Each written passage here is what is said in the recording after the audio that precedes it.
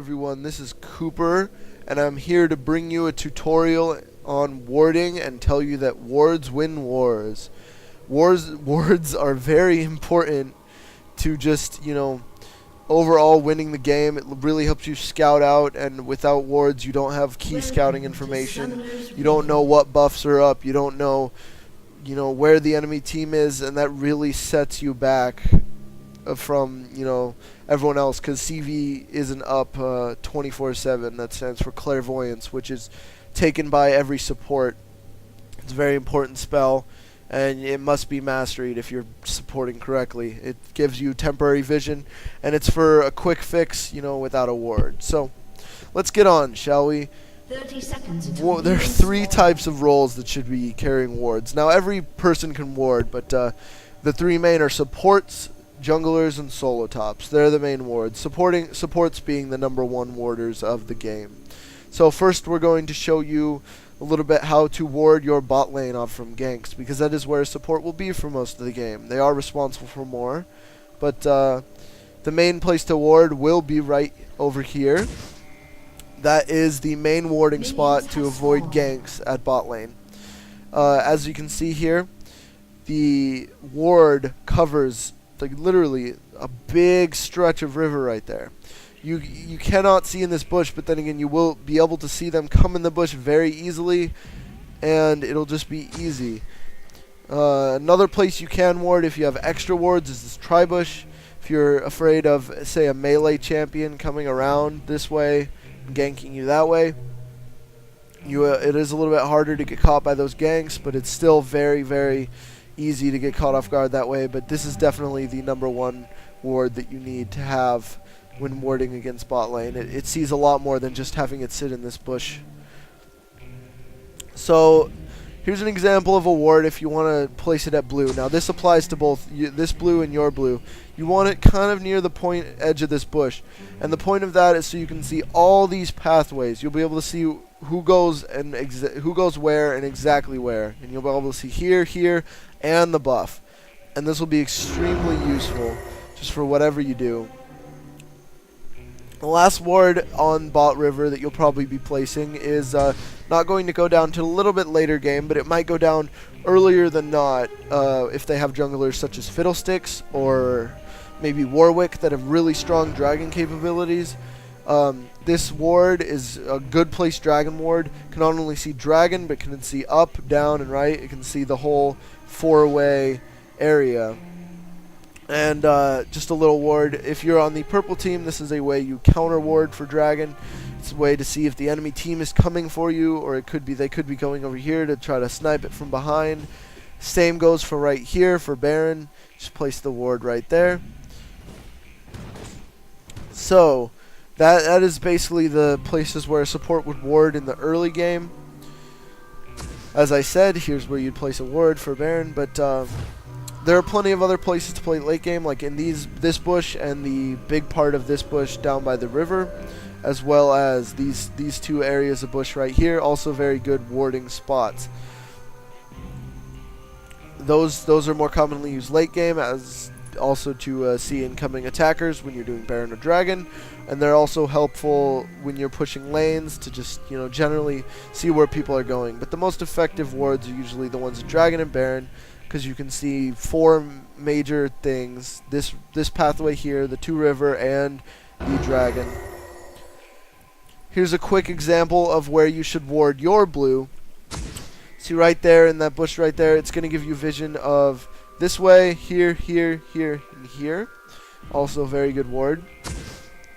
Normally, starting mid-game, when you have a little more money as a support, you generally want to ward with vision wards, and that's going to help you counter ward the other team. It's very useful to deny them important scouting information. And the last thing that I want to show you here is how to ward the red buff correctly.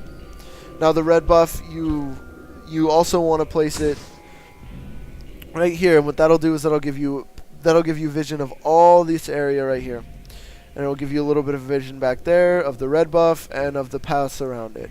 So as you can see, there are many places, good places to place a ward. Now I didn't cover all of them. I just covered, ones that really. I just covered warding places that really, more show you the most important. But unfortunately, you're gonna have to, like, if there are always certain places where you need a ward, and you just want to think, well, how much vision am I going to get for this ward? How much is it going to help my team? There are plenty of places you can ward, and just in general, and those are the basic wards you should be placing throughout the game. So those are the main places you'll see a support place a ward. So, as I've told you guys, the second type of warder, or the person who should ward the map, or at least help a little bit with it, is the jungler. He's a little bit less reliant on items than the carry, but he still needs his items, so he doesn't ward nearly as much as the support. He at least has something called wriggles, and another reason I picked this specific jungler is because I wanted to talk about something specific, and that's Pillar of Filth. There are certain abilities in the game that you can use that will reveal a bush, or reveal a bush on the map, and this is almost as important as warding. So you notice before he goes and takes the red, he checks the bushes around, and this makes it so there's no one waiting for him. Yes, he doesn't have them warded, so there's no continued safety, but he can keep checking and make sure he's not going to get ganked, or say if his team is traveling down somewhere, he can easily put that bush up there, and what that'll do is that will literally make it so it'll make it so it's easier to travel and it won't get caught. The second thing most junglers have is something called Wriggle's Lantern, and this has a active ability that places a sight ward every 3 minutes, and so you can essentially have one sight ward every 3 minutes, and you generally want to have that at Baron or Dragon. It's just it's helpful for the support, and it's essentially a free 75 gold every 3 minutes. It's really nice. It's a really nice little passive to Wriggles. But like I said, so junglers can also buy wards and assist with warding the teams. The same basic wards as the support. You just need to know, where can I place this ward to get the most for my money, and so on and so forth. But remember, there are certain junglers and certain players in general that have a lot of other abilities that can be used for scouting, like Pillar of Filth, Shaco's boxes, Teemo's mushrooms. Now these may not have as much sight as a ward, but they can definitely be used. Just a quick note on this ward: a very good bush if you're pushed behind your first few towers. You definitely want to ward your jungle. You want to be extra safe that the team does not come out. So some ample warding spots could be over there where Trundle just warded in that bush by Wraiths, or right here. We'll definitely see the pathing over here. Or right over here, as I've said, it just covers the river. It's a generally good ward. So right now you can just see, like, if you want to check a bush with Pillar of Filth, it's very easy, and some people may say, oh, well, I don't want to drop Pillar of Filth right into it, but say you do find, 2 or 3 members of the enemy team, not only now do you have vision of them, but they are slowed, and they do not have as much time to react, so whether you want to go in on them or you want to leave, you have slightly longer to find that out for yourself, and it's just a very good thing. So, one of the last few things I need to cover is I kind of wanted to show you another little video clip of a jungler, and now please ignore everything I do with everything else. Just ignore everything else I do that doesn't have to do with vision or warding, because I just I just blew flash to get over a wall, which isn't smart. But basically, I wanted to show you guys real quick that there are other junglers with vision, and I wanted to give you a quick idea of Jack-in-the-Boxes and just stuff like that.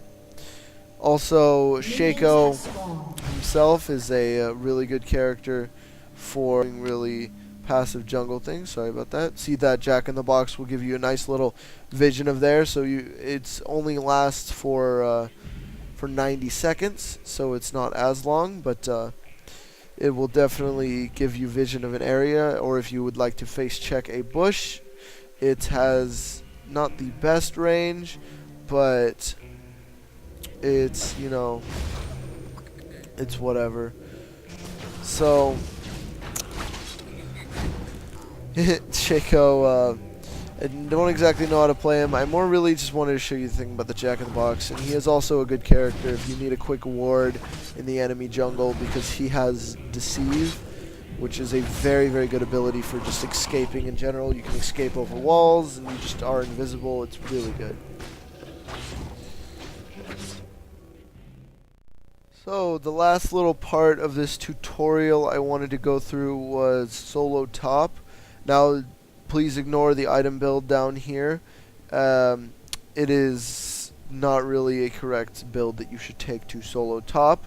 I mean, boots are, but you generally don't want to buy a ward right off unless you're really scared of a early gank, which is, you know, not always a bad idea. But I just wanted to show you where to ward. It's really generally the same place that you would ward as a bottom lane, just reversed. And this will once again give you a really good view of the river and this little entrance play here, and it'll just work out really well. Now, solo top just really has, you know, like most of the time your jungler should ward for you, should be nice, or most of the time if you don't overextend too much, you really won't need a ward. But I just really wanted to put that in the video there for you. And with that, I hope you enjoyed my little warding tutorial here.